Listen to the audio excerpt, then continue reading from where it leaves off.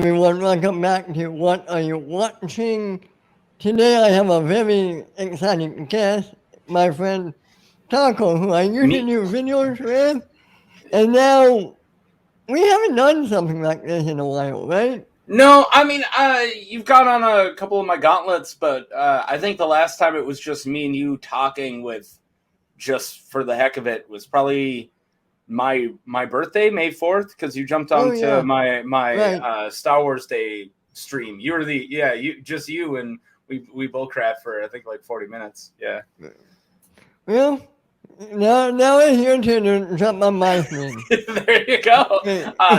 I don't. If I've not done anything on your channel, have I? Nope, this is the first. Wow. You're, Wow. you're pumping off your cherry, if that Yeah, makes sense. I guess. You're letting a wolf in the hen house. I'm gonna take over. No, I'm kidding. I can imagine taking over a whole other channel. I Yeah, that's what we need to it's hear. That's too much. exactly what we need. Take over my snow. Take over my snow show while you're at it. I am a little sad I've never been a guest on it, but Hey man, whenever you want, we would love to have you. that's not how it works. You can't. You have to give the offer. I'm not going to be sitting here begging. I got pride. Got my pride. Gotta get up. I'll keep that in. We had a fun one last night. Yeah. You might have done this on yours, but me and Don fixed the sequel trilogy. Oh, We each came up with our own versions of nice. what we would do. I think if you just go back in time and don't let J.J. Abrams touch Star Wars, it would, it would fix this sequel trilogy. They have a plan. I mean, They had one, but they abandoned it. Everyone has a plan until they get punched in the mouth, and then they abandoned it right away. Yeah. But we could go off hours on this. yeah, let's talk about something other than Star Wars sequel trilogies, please. Right. Yeah. So, as everyone knows, this show I have a guest on, and they tell me what they have been watching. Really simple, really laid back. So, Taco, what have you been watching? Ironically, the sequel trilogy. No, I'm kidding. I'm kidding. Don't go try to take a drink after you set me up. You're setting yourself up for a spit take. Don't set me up and then be like, no, you're gonna make me feel bad. I don't know if you know this about me. I think you might. I'm a huge HBO Max fiend. I watch a lot of HBO. Whether it's rewatching stuff that I loved, like I've already watched The Wire 100 times, Sopranos 100 times, Band of Brothers. I just recently rewatched, but right now, if you want to talk about new stuff, and I got a couple answers to your question. But my first answer, if you want to talk about newer stuff, I'm watching the newest season of White Lotus, season 2 of White Lotus, and also the Hard Knocks. It's the football, so it follows the football team. Yeah, so it's the Cardinals midseason. I literally just watched that today because it came out last night, and so those are the two new things I am watching: is White Lotus and Hard Knocks.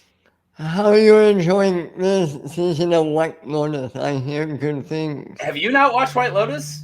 Never seen one episode of it. Can I pitch it? Yes, please. I'll pitch it for you. All right. So the 2 seasons take place at 2 different White Lotus resorts. So it takes place, each episode is a day, and I believe there's 7 episodes or whatever, but it's a week at a resort. And that's what the whole premise of season 1 and then season 2 at a completely different resort.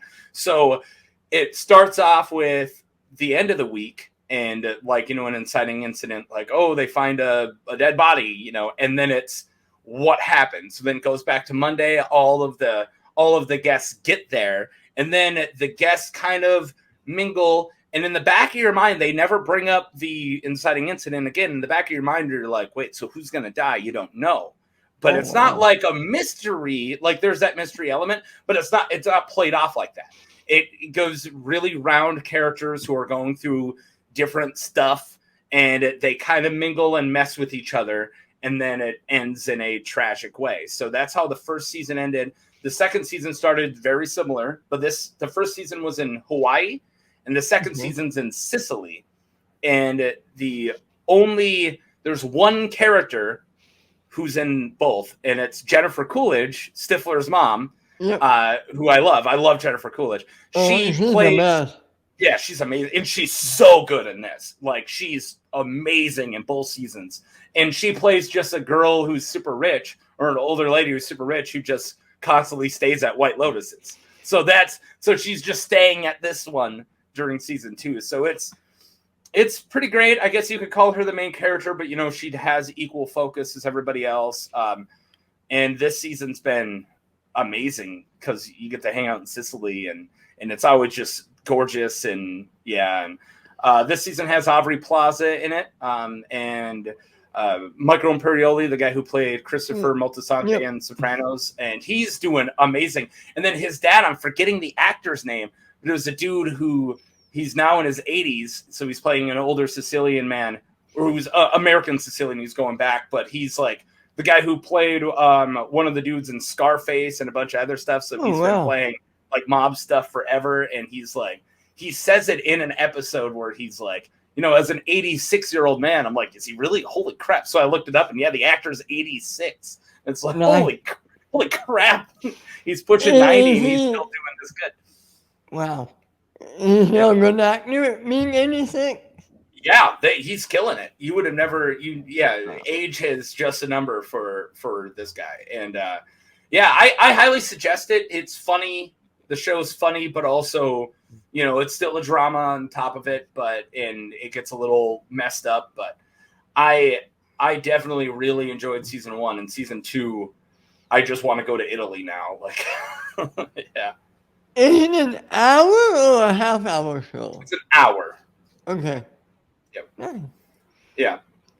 So there you go. There's my pitch. I can't picture Jennifer Coolidge in a hard-set drama, man. She's the funniest person in it. Yeah. She does play like drama, but it's very manic. Her character is very, something slightly goes wrong, and she's like, I need to go see a psychic. I need to, she's very insane. And the second season, one of the characters is her assistant that she drags with her to a vacation. And the whole time you just feel so bad because her assistant wants to enjoy a vacation, but she has to put up with this crazy rich lady. And it's really good stuff. Yeah, I might have to check it out from season 1. So Michael Imperioli is always great, right? Yeah, yep. And he's a little dialed back, but he works really well subtle because he's such a good actor. He doesn't need to chew the scenery. He's not very over the top at all. He's very reserved, and it works super well for his character of this guy who's going through a lot of marital stuff and family issues. Yeah. Did you ever see that show? I believe it was on ABC a few years ago. Life on Mars. No, I have not. It's about a cop from 2008 that gets transported back to the 70s. Okay. And Michael Imperioli is a cop in the 1970s. That fits. Yeah, he looks like a cop from the 1970s. It's a good show that had only one season, but it had a really twisty ending. I think you would kind of dig it if you ever watched it. Okay. I mean, if I come across it, if it shows up on any of the streaming sites, I check it out. Yeah.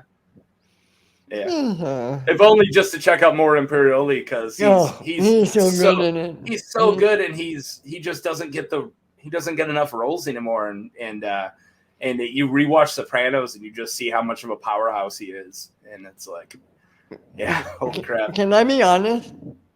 Never watched Sopranos? I never watched Sopranos. You should. I know. You know what my top 5 list is, and one of it's Sopranos, one of it's The Wire, and that's like like I do consider The Wire as the best television show that's ever been made, and Sopranos is like slightly behind it. It's Oh, the wow. writing is still really good. It's amazing, but it's just like one step underneath the dynamic writing that is The Wire. But when you come to psychosis and dealing with really getting into the mind of a violent human being like a mob boss, and it's really interesting because it's funny and all this other stuff, but it's all these distractions are, oh, it's really funny, oh, it's quirky, and there's these quirky stuff going on, but then every once in a while you remember you're following a psychopath and you see this guy who you like be extremely violent, or you see the tertiary characters like Paulie Walnuts, played by Tony Sirico, who's the comic relief. And then in an episode, he is robbing money from an old lady and strangles her with a pillow. And guess what? The next episode, he's still the comic relief. It's like this insane where we're supposed to still laugh at these characters and they're just all monsters. Well, it's like Breaking Bad. It's like you care about Walter White, but yet he's a kingpin monster by the end of the show. And he gets Walter White's. I don't know if Breaking Bad's in my top 5, but it's definitely in my top 10. It might just be right out of it. But I love Breaking Bad too, and that's another thing of, they always said the idea was to turn Mr. Chips into Scarface, and that's so much it is. You feel so much pity for this weak man at the beginning, and then by the end you're nothing but fear of this monster. Like he is 0% okay at the end. Like there isn't a redeeming. They get rid of all of his redeeming qualities, which is so interesting. But at the same time, you can't help. I don't want to say rooting for him, but you can't help. Well, you know what I mean. They do a good thing of making his antagonist being, or his antagonist being bad.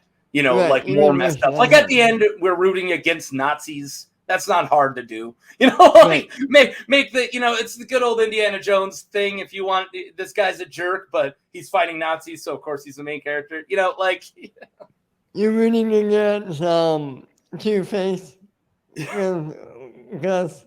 Yep, yeah, good old Two-Face Gus. That's and he's even a relatable and interesting character in his messed up ways too. And and I've said this before, is just actually no, I have been on a show because I jumped onto your 100 subscriber special. Bam! Second time.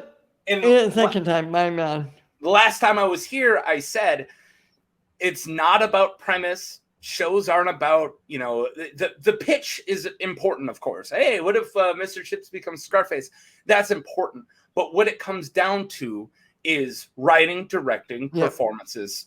And you look at Breaking Bad, cinematography, top-notch, writing, top-notch, directing, top-notch, performances, top-notch. That's what makes that show good. It's not about the thesis. Sure, the thesis works. But I've watched... You remember that show, I think it was on TBS or something, that Parenthood a couple of years ago? Yeah. I never watched it, but I always seen ads for it. And Dax Shepard and So, and Mae Whitman, I have a huge crush on Mae Whitman. But that show isn't about anything. It's just a family. Like there's no one's becoming a meth dealer. Like no one is a mob boss. But amazing writing, amazing performances, maybe not crazy on cinematography, but still, that's what makes a show good, is you can make a show about family hanging out just as compelling as Dexter or Breaking Bad, as long as you have all those things.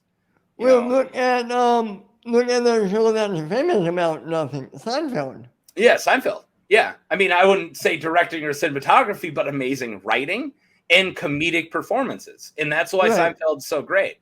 Yeah. Breaking Bad and Seinfeld are 2 of my top 5 shows of all time. There you go. If I could do top 3 is always at the top of my tongue. It's always Sopranos, Wire, and Rick and Morty. And Maybe all Rick and Morty. you don't have any of my top 3, and all of it is because of writing. All 3 are the 3 best written shows I could ever think of. No. And that's it. Is Dan Harmon mixing with? I like Dan Harmon for comedy and stuff like that, but I think Rick and Morty is that much better because of the mix with Justin Roiland, who is this beautiful, chaotic person who does these amazing voice acting. But not only that, but his writing style is so beautiful and so like pure id, and that mixing with the super ego of somebody like Harmon, who's always in control, and it makes this really beautiful thing of something full of structure and chaos. And that's why Rick and Morty is so amazing. Yeah, I have to watch that. I have to get on that. You will think you will be so mad at yourself once you get through season 1. Not even once you get through the first couple episodes. The first episode, the pilot, is a little rough for Rick and Morty. But once you get through the first couple episodes, you're going to be like, what? Why didn't I do this? They're 30 minutes. You could kill the first season in a day, and you will not regret it. What service is it on? Do you know? HBO and Hulu. Oh, nice. Okay. Yep. Yeah, because remember, Adult Swim is under the Cartoon Network umbrella, which is under the Warner Brothers umbrella, which is under the HBO umbrella. So all Adult Swim shows are on HBO. So that's my favorite series. The HBO Max has to be top 1 or 2. It's mine. It's absolutely mine. I don't have Paramount, and that's where Beavis and Butthead is. So I kind of really want to, because I haven't watched any of the new Beavis and Butthead yet. That's probably in my top 10, if not 5. Honestly, I think Beavis and Butthead is an absolute gem that our generation, for some reason, just hasn't noticed. But I mean, outside of the memes, right. Yeah. And like Ren and Snippy, I'm sure you were a fan of that growing up. Oh yeah. That didn't have the staying power for me as Beavis and Butthead did, but I did watch a lot of Ren and Stimpy. Yeah. Growing up, I did. I had a really good influence with my stepdad, who got me. I didn't have age restrictions on anything in my house, which I know doesn't sound. It's not surprising. It doesn't surprise me. It doesn't surprise me. But that didn't mean that all I did was watch filth. It literally let me watch Best Picture movies that are rated R, like things like that at a really young age. In horror movies at a really young age, which a lot of people consider a bad thing, but what it got me to do is I had a really good mentor with my former stepdad who told me, don't look at that as a monster, because it's not a monster. It is film. So how does a monster get made? Why is Chucky? There's not a live doll. They didn't cast a live doll.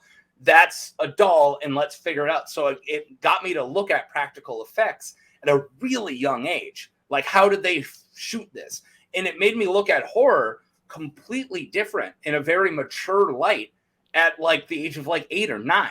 Wow. So that's why horror really doesn't scare me. Maybe the first time watching something, it can give me the creeps. Like Hereditary definitely gave me the creeps first time I watched it, and certain movies did.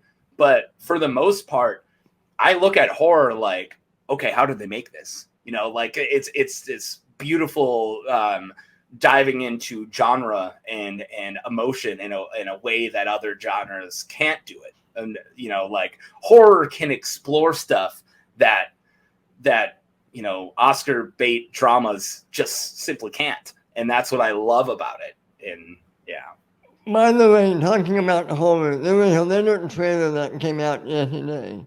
Yeah, you're talking about the Grinch one? No. Oh. No. Cocaine Bear. I haven't watched the trailer. Everybody on my YouTube has watched it and done a I've done one. Yeah, this movie was like, it's right up your alley. It looks insane. Is it actually a bear that does a bunch of cocaine? Yep. Okay, all right. And the crazy part is, it's based on true events. Yeah, I've actually heard the story before. I don't remember a lot of it, But I remember when they said they were going to make a movie out of it, and I was like, well, that ain't going to happen. That's going to fall apart in production. But it didn't. All right, cool. I mean, that's awesome. Don't get me wrong, it's not like it's so cheaply made it looks like, but Yeah, but that's fine. it's all the best kind of schlock you would want in a. And schlock has such an important place in my heart, is because you have to look at it like schlock, but once you get past that, the filmmakers are still trying to tell you something. Right. So just look past the bad makeup or the bad effects or whatever, and be like, all right, what am I trying to learn here? Like, what is actually being done? And that is something that, again, cheesy horror or any other type of schlock or even cheesy comedies, that's something that they can do. And that's what I will never look down on low budget. That Grinch movie looks so awesome. It looks amazing. I'm excited. I like how it's got 1 foot in the Dr. Seuss door and 1 foot out. Like, it doesn't look like they're Whovillians from Whoville, and then all of a sudden at the end you see them rocking guns that are shaped like candy canes, and you're like, oh god, it's. But the mean one, the mean one in that looks exactly like the Jim Carrey one from the live action. He a lot of the little bit you see of him, he does a lot of the same cadence and has his. It kind of does that physical acting like him. It looks great. That's definitely one up my alley. There's a couple horror movies coming out that I'm like, Blood and Honey. I haven't watched a trailer for that. I heard about it. I haven't watched it. I'll watch it. Winnie the Pooh, Blood and Honey. Yeah, that sounds great. I told you I want a killer gummy bears. Yeah. I would love to see a killer gummy bears movie. That sounds awesome. Since the title of this show is what are you watching? Right? Is that what it's called? Yeah. So the other things I'm watching, because it was Halloween season, and it's still Halloween season. Halloween season is October 1st to January 1st. I don't know if you know that. No, I didn't know that, but I'm going to know. Let me explain. Because so much horror movies are Christmas movies. Not. I wouldn't call them a Christmas movie. I'm under the impression that a Christmas movie is a Christmas movie, and just because a movie takes place during Christmas doesn't make it a Christmas movie. But there's a lot of holiday horror out there, and one of my absolute favorite slashers, and I'm gonna watch it today, is the original 1974 Black Christmas. So if there is a movie that you want to watch this Christmas, and you want to watch some old school slasher, this is a very easy pitch. Have you ever watched the 1974 Black Christmas? No, but I hear great things about it, and I forget who's in it. Nobody will know. Olivia Hussey is in it. Do you know Olivia Hussey? No. Played Juliet in the 1960s Romeo and Juliet. Also was in the It TV series, the miniseries It. Okay. She was Bill's girlfriend in that. She does a lot of horror movie, like, you ever seen The Ice Cream Man? She's in that. But like, Olivia Hussey's great, and she's amazing in this. Also Margot Kidder, who played Lois Lane in the old school. Margot Kidder's in it. But this is my pitch. Ready? The director in the year is the pitch. So this came up before Halloween. I don't know if you want to say Halloween. I wouldn't call Halloween a ripoff of this. Maybe John Carpenter watched this first. Maybe he didn't. It's not enough alike. It really isn't. Mm-hmm. The fact that it's a male home invasion with final girls as the girls, that's the same. But, that's a formula that was taken, for the next 20 years. Right. Yeah. So even if he copied that formula, who cares? Everyone copied that formula. So the pitch is pre-Halloween slasher, amazing. It's shot and directed. The director of photography kills it. It's one of the most beautifully shot, low grade, lower budget, but it's shot so amazing. And the director is Bob Clark, the guy who later directed A Christmas Story. No kidding. Yeah. Wow. So he made the very first Christmas slasher, and then like 10 years later made A Christmas Story. Talking about Christmas Story, and I know you're a fan of HBO Max. Mm-hmm. Did you see the new movie they made? We're saving it. We've talked about it, and I said, "When do you Okay. want to watch this?" And she says, "Let's." We just finally got our tree up, and our house is looking a little more Christmassy. So I'm waiting until we're a little further into the Christmas spirit to watch it. Yeah. Are you going to watch Spirited too? With Ryan Reynolds and Will Ferrell? No, I haven't heard anything about it. I don't watch movies just based off of, I usually wait until somebody tells me something's good, because it seems like every production can get a big name actor now. So it's like, oh, just because these two are in it doesn't mean it's going to be worth watching. I want to hear about it first. I watched it. It's a new take on A Christmas Carol Okay. with music. It's a musical. You don't know that going in. Well, now I do. Yeah. I liked it, but I'm weird like that. It's funny because you are such a good gauge on when a movie is bad, because you like so much. And when there's a movie where you're like, that movie sucked, I'm like, oh, it must really suck, because you're a very easily pleasable guy. I am. I don't know if that's a good. Yeah. I don't know if that's a good thing or a bad thing, but I'm an easy please. It's neither here nor there. It's you're not a cynical person. I'm a cynical person, and I look at flaws first, and I write things off. That's not a good thing, like it's definitely good. It's good and bad. It's both. It's Right. you. It's how you are, and it's how I am. And just because we're different doesn't mean any way of looking at movies is lesser.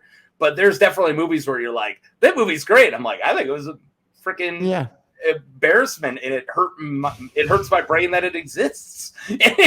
But that's how I am. And I feel like if somebody's going to spend millions of dollars on something, and if I'm going to spend money to watch it, you should at least try. And there's so much blockbuster, mainstream movies that are made with the bottom line in mind, and that's it. And I know all movies are made like that. I know all movies are made to make money, but that's not always the main driving force. And the second money starts to cut out the creative side, that's when I have a problem. And when somebody makes a cookie cutter movie, and they're like, hey, look, it's nostalgic, and I put in a Rolling Stones song you're gonna really like, and it's everything that our test audience say they want here. Well, that's not art. I mean, it is. I think everything's art, but it's not the type of art I want to invest time and interest in, because I didn't hear at all this guy had a vision. I never heard this guy's trying to tell me this. I want to know what the movie's trying to say and solve more I'm trying to think of an example. I know I've seen them, and I can't think of. I can do a lot, but I feel like it will turn hard. Did you like the new Ghostbusters movie? I didn't love it. I mean, it was better than That's exactly what I'm talking about. And it doesn't mean it's a bad movie, but it feels so soulless and heartless because it knows what audiences like. Hey, look, 80s nostalgia, cool. And then it just gets us to buy in. And it wasn't made for any reason besides that Ghostbusters movie can make money. That's it. I feel that way about that. I feel that way about that 2016 Ghostbusters. That was a bad movie. That as well. The funny thing is, I don't like that. I don't hate that one as much, because at least they attempted something new. It failed. It absolutely failed. But they did, and it's a bad movie. It's definitely a bad movie. But I feel like they tried something, and they didn't just go down the line of something. I mean, that movie got hate from the trailer. Yeah. Like, before we knew it was bad, everyone hated it. And that means that they didn't check all the boxes, right? They actually took chances. They just failed them. But I'd rather, Spectacularly. yeah, Grand spectacularly. I went to that movie with my wife, and she's like, "That wasn't all that bad." I'm like, I don't want to talk about it because I don't want, and also I didn't want to kick a dog while it was down. Everyone was hating that movie, and there's no reason. I think that's really low form art. Is even though I'm such a cynical and I critique things really hard, I will never make those videos on YouTube because I don't. It doesn't excite me to shit on somebody's work for my gain. I will if we were just talking, right? And I'll say, "Oh, that movie sucked because of this and this and this." But the idea of like making an entire series of, "Hey, this is why Cats was bad." We all know that Cats was bad. That's not interesting, or something. Name a bad movie. That was the first one that came to my mind.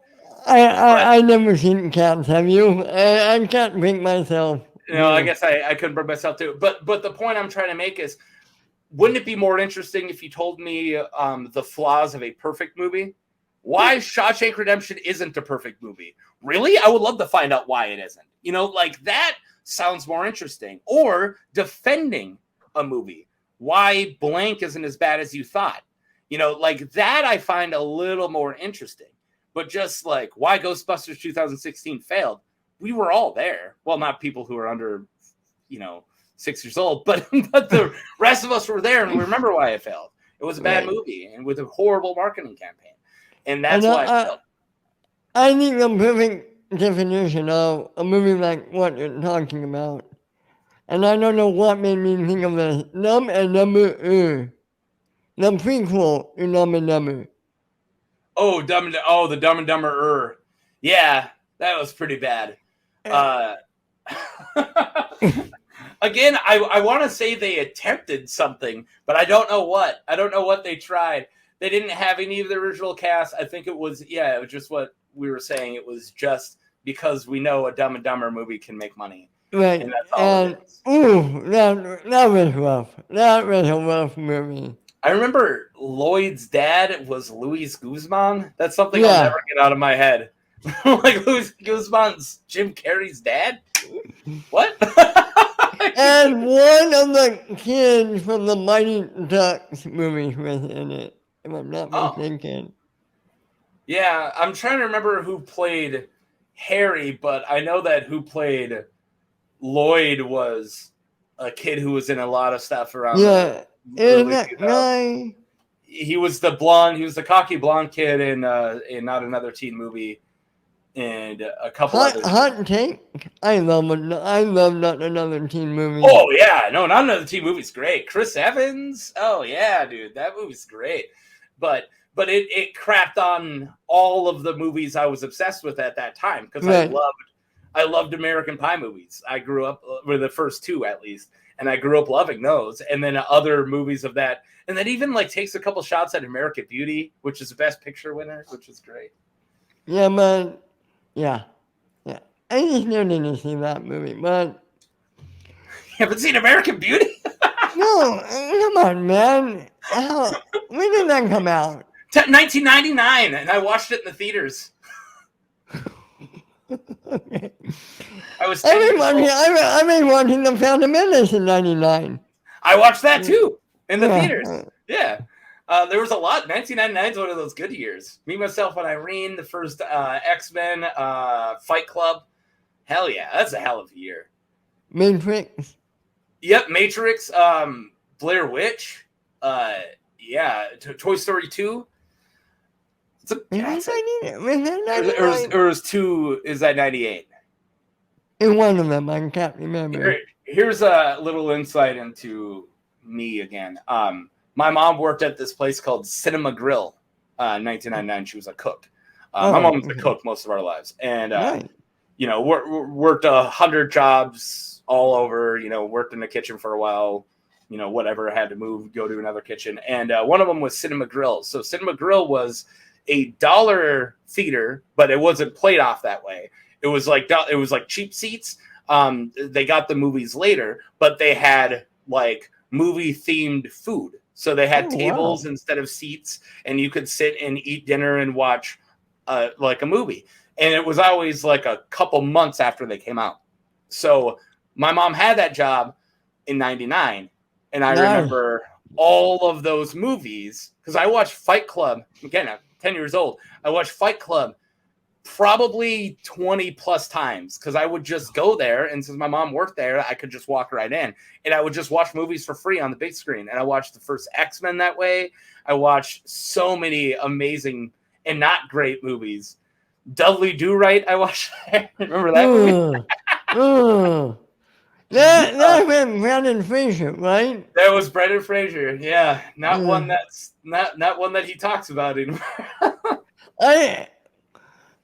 I have two favorite Brendan Fraser movies. I love Bedazzled. Two. Sorry, which one? Bedazzled. Oh, Bedazzled. Yes, absolutely.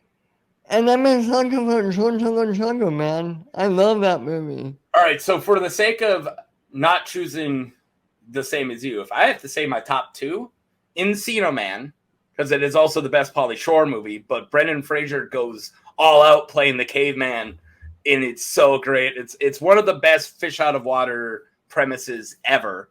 So, have you seen Encino Man? No. Okay. Oh my god. We've always Dude, watched. I didn't watch Planes and Automobiles for the first time. What, for the first time? Oh my god, that's the only Thanksgiving movie. I know. Only good one. No, so Brendan Fraser. So Sean Astin and Pauly Shore are best friends. Sean Astin, way before he played Samwise Gamgee, is digging a pool in his backyard, and then he comes over buries or digs up a caveman, and then that caveman thaws out and it's Brendan Fraser, and he goes to high school with them, and it is fantastic. It is amazing as it sounds. I love that movie. There's a lot of really great quotes. And then my second, I'm also hanging out in the 90s.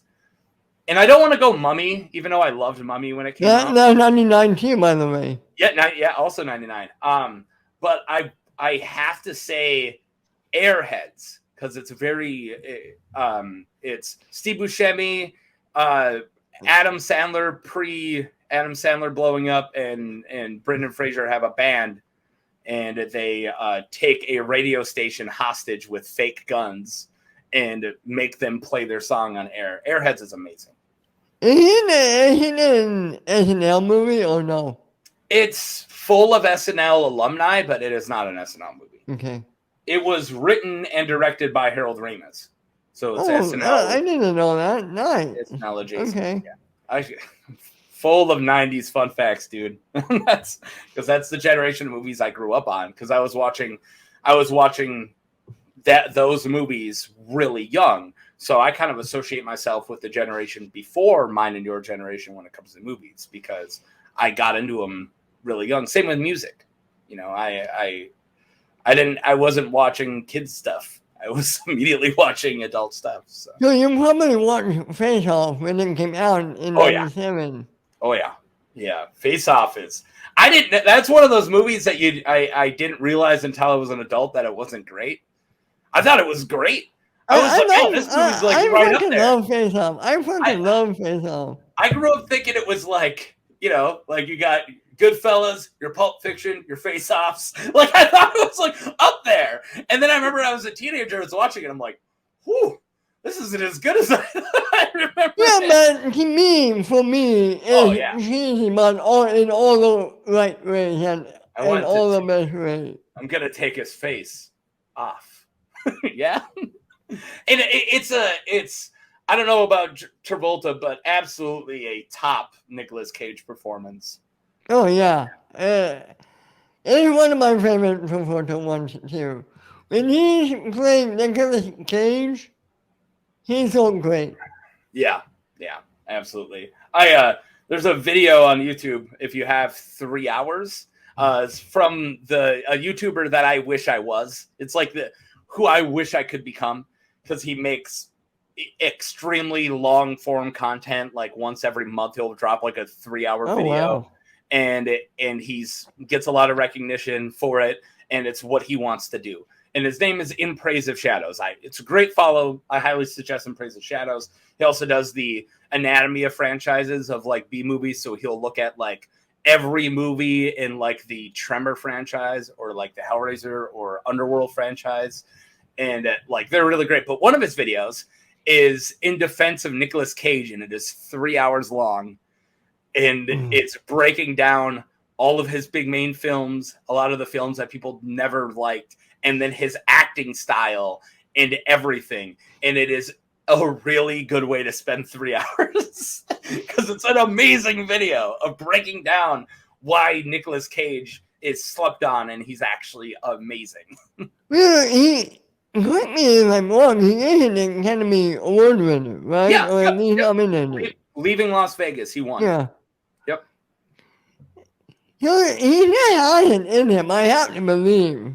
But well, he doesn't look at acting the way that other actors do.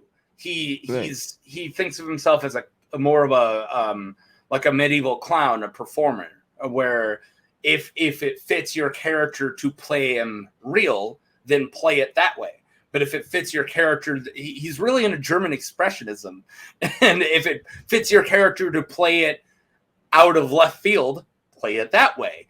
And so that's why he's so not reality. Like sometimes watching him, you're like, that's not how a human acts. He knows that's not how a human acts. He's not a bad actor. He's just making really bold choices. good on him. Did you see Pig? Which one? Pink? Pig. Oh, Pig? No, I have not watched Pig. I don't know what it is. It's a movie he did, last year or the year before, and it's like an Academy Award-winning acting performance. Oh, nice. No, I haven't. He plays like a chef who's like living out in the woods for some reason.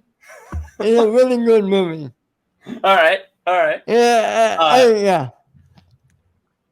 I'll check that out if I come across it. Here's one for you. Have you seen Mandy with Nicolas Cage? That's a zombie one, right? No, it's not zombie. Mandy is not a zombie one. Okay. No. It's a revenge film. So him and his wife, who I can't pull the actress's name, but you've seen her in a bunch of stuff, get attacked by like these cult members. And then the second half of it is him tracking them down and murdering them. But it is extremely bloody. It is really visceral. Like it will definitely get into your brain, and it's absolutely amazing. It's like a metal video the whole way through. And there's a scene when he wakes up, his wife was murdered in a horrible way. I'm sorry, it's spoilers, but that's the whole turn of it. There's this scene, and it's a make or break. Because I had a friend who I'm like, oh, he'd love this movie. He should watch it. And he sent me a screenshot of the scene I'm about to say. And he's like, what is this crap? I'm not finishing this movie. And I was like, no! And it's a make or break. But it's Nicolas Cage coming like back to reality and realizing that his wife was murdered in a horrendous way. And he's got a bottle of vodka, this awesome Tiger t-shirt, whitey tighties on in the bathroom. And that's it. And it's him acting, just screaming, just coming to terms with his life just fell apart. And he's got this bottle of vodka and he's just wearing whitey tighties and he's just like, just raging out. And if you can't handle that, you can't do the rest of the movie. But that's incredible. It's like an acting performance. Incredible. Yeah. I love Mandy. And there's also there's a chainsaw fight. Anytime you get a chainsaw versus chainsaw fight, what else do you want? Well, what is that? I think it's either a comic or a movie. Chainsaw Man? Have you ever heard of that? I don't. It's not ringing a bell. I mean, it's probably a thing. I know of Chainsaw Men, but no one named Chainsaw Man. It's a man with two chainsaws for no, I'm not. I forget where I heard it, but sounds like something you might like. See, even Ash takes even Ash from Evil Dead takes his chainsaw off and puts on a fake arm when he's done chainsawing. He's You still. must have loved the Ash movies, right? Oh yeah, I love Evil Dead. I think Evil Dead 1 is interesting because it's this really low budget, just hell fest. It never lets up, and there's not a lot of anything besides just zombies screaming the whole movie. The second one plays a little bit more towards the comedy, but the second one is definitely superior. But Right. I think Army of Darkness is a masterpiece. I really do. I unironically think it's one of the best movies of that decade. Not only that, it's one of the most quotable movies. Oh yeah, absolutely quotable movies. Yeah, this is my boomstick. You medieval fucks. Yeah, this is some. Hail to the king, baby. Yeah, exactly. I love Ash as a character, and I watched all of Ash versus Evil Dead, and to bring up Schmoedown, it's one of the best Schmoedown matches when frickin' Bruce Campbell and frickin' read out the questions. He hosted it. Yeah, oh god, I remember that moment when he said the answers. Yeah, he read out the multiple choice and then read out the answer. He's like, A, this, B, this. And then it was like, C, apples, D, this, apples. Oh, wait, no, that's the answer.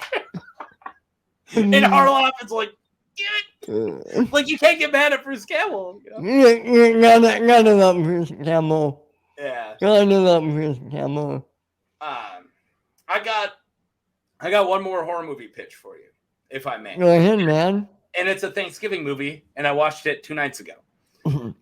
It is a 1980s slasher that was filmed under the title of Slasher, and then it had a limited film release under like a completely different name, like the Greensville Massacre or something. And then like 4 years after it was filmed, it was released under the name Blood Rage. Blood Rage is a completely bonkers, absolutely insane 80s slasher with a bunch of practical gore. And it's free on YouTube, I'm pretty sure. And you can easily find it places because, you know, no one owns it at this point. And I highly suggest it. It is definitely campy and, you know, like, what is going on here type movie, but it is so balls to the wall and it's so great. It's an amazing slasher film that I highly suggest. It sounds awesome. Definitely look that up. And it's a Thanksgiving slasher, which is nice. It just how often does that happen? Not a lot. There's not a lot. You know, besides the really horrible Thanksgiving movies, there's not a lot. I'm surprised there's not one about a killer turkey somewhere. That is Thanksgiving. Thanksgiving is a killer turkey named Turkey, and it's horrible. It's an awful movie. I'm crazy. And he says things like, it starts off with a turkey murdering a pilgrim, and he cuts her shirt and her boobs come out, and he's like, nice tits, bitch, and stabs her. It's horrible. It's not good. And it tries to do that so bad it's good thing, but it's not even there. Like, none of that even lands. So it's a really I mean, bad for Thanksgiving, and that's one good movie, and that's about it. Yeah, there isn't a lot of good ones. I mean, there's movies where Thanksgiving's also part of it, but you know that doesn't make it. You know, Thanksgiving movie, but it's kind of like I don't want to get into this debate, but it's kind of like Die Hard. I knew you were gonna say it. Me and you are on opposite ends of this debate, and I do not want to have it because I respect your opinion. And if you can't use, and we don't need to have it. And I just had this argument at my work too, because they're like, "Hey, what horror movies did you watch?" Or not horror. Which Christmas movies did you watch? And somebody goes, "I watched Die Hard." I'm like, "Don't say it, Mark. Don't say it, Mark." Yeah, I don't really consider that a Christmas movie. And then everyone looked at me. I'm like, "Why did you have to open your mouth?" So it was me arguing with everybody at my work. It's a fun debate when you first have it, and then it gets tired and more tired after Well, every year. no one's gonna flip their stance. So it's like one Right. of those, like, it's like religion, you know, like why do I need to argue religion? You apparently like your God, just have him, you know. Like, As long as it makes you happy one way or another, Yeah. does it really matter? No. absolutely not. Life is too short to argue over Die Hard being a Christmas movie or not. I like Bruce Willis' answer. It's not a Christmas movie. It's a goddamn Bruce Willis movie. There you go. I actually have John McClane's right here. That's Nice. his pop figure, yeah. And then Tony, for the guy with the "I have a gun now, ho ho ho" shirt is right above him. That is an awesome movie. You can't I love deny that. I love that movie. I will not. I don't think of it as a Christmas movie, but I absolutely think of it as a great movie. I love the first Die Hard. Right, take the debate out of it. It is a great movie. Oh, it's fantastic. I think Hans Gruber is one of the best cinematic villains of all time, easily. R.I.P. Alan Rickman. Oh And heck yeah! 903, second best Jeremy Irons performance. Right behind The Lion King. Yep, right behind Scar. Yeah, because Die Hard Vengeance, is that the third one? Yeah. Yeah, Die Hard with Vengeance is probably the second best and probably the only other Die Hard movie you can call good, I think. You didn't like the second one? It's just a beat for beat Die Hard on a plane. You know, like it's beat for beat Die Hard, you know? So like the Hangover Part 2. Kind of, yeah, or Home Alone 2, which I love Home Alone 2, but it is just Home Alone in New York. Like, you know, he doesn't even own that house. He just goes into a building. And I love that movie. Rob Schneider, one of the best character roles in that movie, but it is a beat for beat comic copy of the first one. Yeah, 100%. I do like the secondary antagonists of the hotel workers because they're just trying to do their jobs. They're not in any way bad. Like, Kevin's in the wrong. He's definitely in the wrong. And we're like rooting against Tim Curry. But Tim Curry gives this amazing performance. Like, that's it. Again, even though it's beat for beat, everything still lands. You know, like, they don't rest on it. They change it a little bit. You know, they make the guy who shovels the sidewalks an old pigeon lady this time, right? Like, they change it a little bit. Right. But I love the Tim Curry performance when he's doing the bit from the first one with the horror movie, the "Get on your knees and tell me you love me." Yeah. You know, like the guy who kills everybody, you filthy animals, whatever the name of the movie is. And he's like, you got to do better than that. When they're all like, "We love you." So, and then he reminds you got to do better than that. And then Tim Curry and then all the guys go, "We love you." It's so perfect. And he names like all the guys that he's been smooching, and then one of them's Cliff, and they look over and the cop's like, no. Home Alone 2 is definitely, I watch Home Alone and Home Alone 2 every year. That's our Christmas movies that are cemented for me. Yeah. I have a few. I'm not going to get into them now, but I have a few that I make a priority every year. My list isn't huge for Christmas movies that I have to watch, and I'm always down for a couple floaters. Like, because I didn't watch Elf growing up, like when it first came out. The first time I watched Elf, I was an adult. So, like, I'm down to watch Elf, but I don't need to watch Elf. You know, like, it's not up there for me. And same with, like, the Jim Carrey Grinch. You know, that's not... You know, it's like Christmas Story, Christmas Vacation, the 2 Home Alones, and then maybe Nightmare Before Christmas, you know? But that's kind of it. I'm trying to think there's one more. Anyway, we should wrap up. We can do this well. This is so much fun. You have to come back. Yeah, this is great. I had a lot of fun. I even got to talk about some TV shows I watched. We did it for the first couple minutes there. That was, and then we tangented into tangents. Hey man, that is not the true of the show, and I love it. That's great. You just No, it's an interview of one question, and then you just let it fly. So, what have you been watching? My work's done. That's all I gotta ask. exactly, man. And casual, you know how Yeah. you know how I am. Yeah.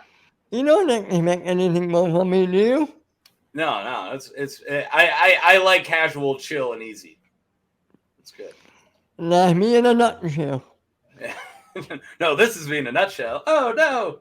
Sorry. You got my reference, poor man. You got. Kind of nut would have a shell like this. It's crazy. Yeah, that's awesome. Here, man, tell everyone where they can find you. I have a YouTube channel that I post things on Fridays and Saturdays and sometimes on Thursdays called Something to Talk About. And I've recently been doing a lot of A Song of Ice and Fire lore vids, and I also have a lot of weird content. Got a lot of weird stuff. It's good, man. I love everything you put out. Thank you, man. Yeah. You're 50% of my comments, so. Yeah. Well, we knew what we knew. Yeah. No, that's all I got going on. And then find me on Twitter at Mark Taco Face is my Twitter.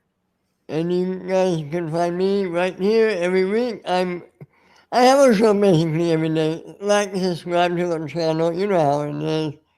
And we'll see you next time. Have a good one, everyone.